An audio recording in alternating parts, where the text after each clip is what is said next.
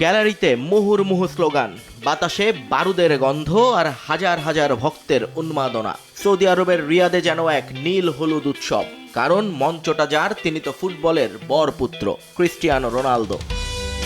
ম্যাচের শুরু থেকেই ছিল বারুদ ঠাসা উত্তেজনা। মাত্র 3 মিনিটেই জালের ঠিকানা খুঁজে নেন হুয়াও ফেলিক্স। প্রথমবার আনন্দের নহর বয়ে যায় নাসর শিবিরে। 10 মিনিটে আবারও দৃশ্যপটে ফেলিক্স পূরণ করেন জোড়া গোল।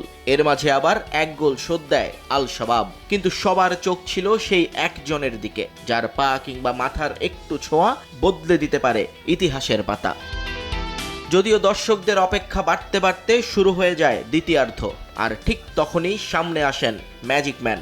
75 মিনিটে বাঁকানো শট, গোল, আর সে সাথেই আল নাসরের জার্সিতে 100তম গোলের রূপকথা লেখা হয় CR7 এর নামে। এই গোল কেবল একটা সংখ্যা নয়, এটা একটা অনন্য শ্রেষ্ঠত্বের দলিল। রিয়াল মাদ্রিদের হয়ে স্পেনে, ম্যানচেস্টার ইউনাইটেডের হয়ে ইংল্যান্ডে, আর এবার আল নাসরের হয়ে সৌদিতে, 3টি ভিন্ন ভিন্ন দেশের শীর্ষ লিগে 100 গোলের বিরল কীর্তি এখন শুধুই এই পর্তুগিজ রাজপুত্রের। ক্যারিয়ারের মোট গোল সংখ্যা গিয়ে দাঁড়ালো 971-এ। 1000 গোলের সেই মহাকাব্যিক মাইলফলক সময়ের ব্যাপার মাত্র। তবে লড়াইটা তখনও বাকি ছিল।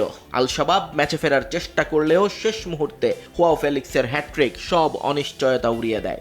4-2 ব্যবধানের জয় নিয়ে মাঠ ছাড়ে আল নাসর। পয়েন্ট টেবিলে 82 পয়েন্ট নিয়ে আল নাসর এখন শিরোপার একেবারে দাঁড়গোড়ায়। সবার চোখ বুধবারের ডার্বিতে। প্রতিপক্ষ আল হিলাল, সে ম্যাচ জিতলেই মরুর বুকে প্রথম লিগ শিরোপা জয়ের স্বাদ পাবেন ক্রিস্টিয়ানো রোনালদো। কিংবদন্তির মুকুটে যোগ হবে আরও একটা রাজকীয় পালক। নিয়ন মোহাইমেন, সময় সংবাদ।